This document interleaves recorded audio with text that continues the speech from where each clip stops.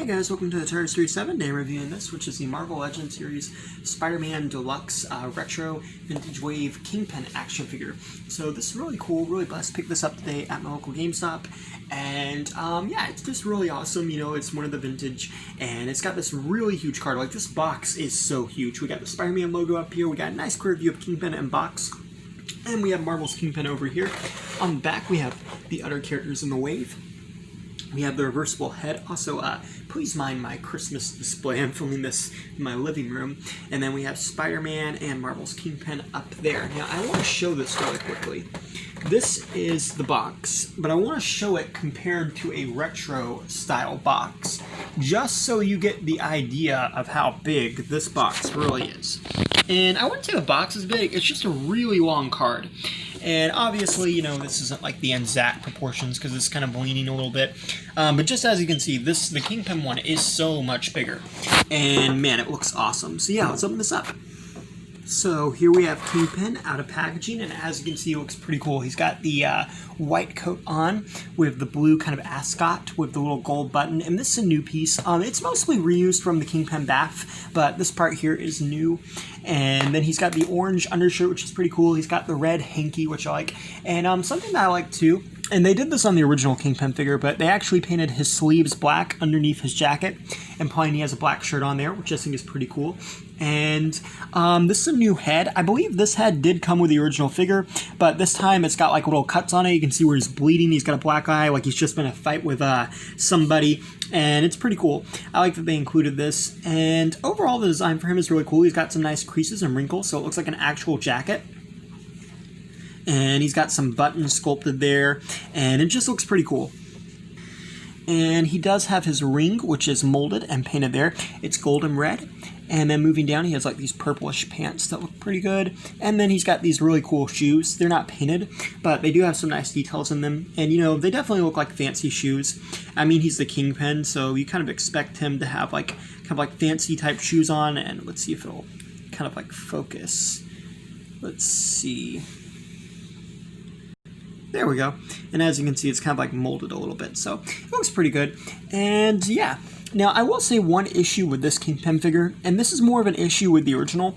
The white jacket is really nice, but I do recommend being careful when you have it, because I didn't really mention this in my first Kingpin review, because I just kind of really gotten and I didn't think about it, but like if your hands are kind of dirty a little bit, it can kind of like rub off it. So just like make sure, you know, you're kind of being careful. And if you have an action figure that kind of like bleeds paint a little bit, sometimes, you know, like the paint comes off them over years, just be careful. And also too, like if you're playing in a display that's been painted, just, you might want to be careful, because like it's easy for it to get stained. And like I said, that's something I had a problem with the original, and it's not like a major issue, like it's not really noticeable. It's just because of the material they use, it's kind of like rubbery plastic, that sometimes is a little bit of a problem. But yeah, and as for accessories, you get this, which is a cane. And it's got the little diamond on it, which I absolutely love. It's gold and brown. The original was like black and gold, so that's cool. And then you do get this, which I believe was the original head for Kingpin. So that's a pretty cool head, and that's nice too. Like, you know, it's not got scars or anything on it, so in case you want like the non-beat-up version on, I'm probably going to leave the beat-up version on just to make it kind of different from the one I have. But yeah, and you can fit the cane in there, and I love this cane. It's a great cane accessory. It's pretty cool looking. And in terms of articulation, he's got a 360 at the head. He can look up and down. You got 360 the arm, swing out the shoulder, bendability at the elbow, and a 360. You got 360 at the wrist and the hinges.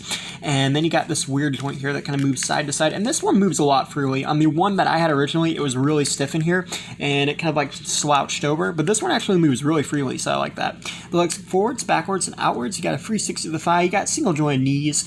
And, you know, he's not got a lot of articulation there, but I mean, he's the Kingpin. It's not like he really needs to be doing backflips, and then the legs kind of like rotate and wiggle a little bit.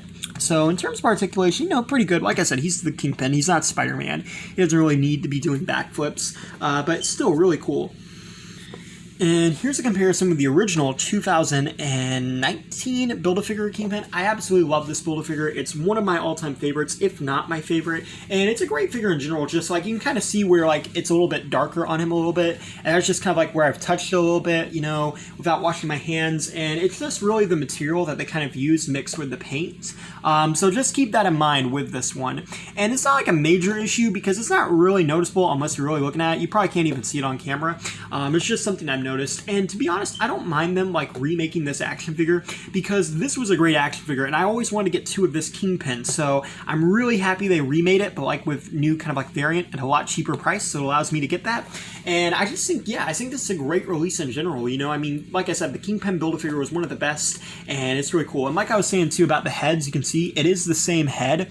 They've just kind of painted it differently, and I like that they did that. And then also to a comparison with the Canes, as you can see, it's the black and gold versus the brown and gold, and I kind of like the brown and gold a little bit better.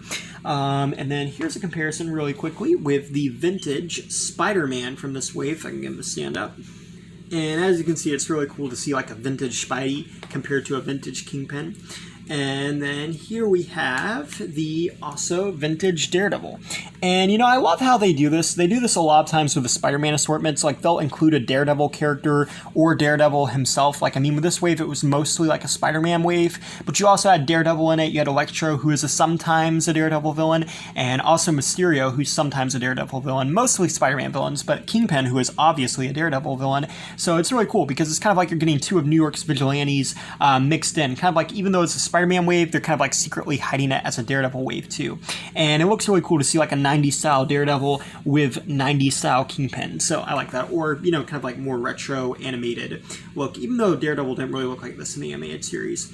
But yeah, overall, I think this is a really great action figure, and it's just really cool. And, you know, it's $29.99, which is, like, really a good deal, especially considering that it was initially a Build-A-Figure. It's a great way to get a second one, or it's a great one to just get one in general. I think it's a really cool release, and I'm really happy Hasbro did this one. Thank you for watching. Please rate, like, and subscribe.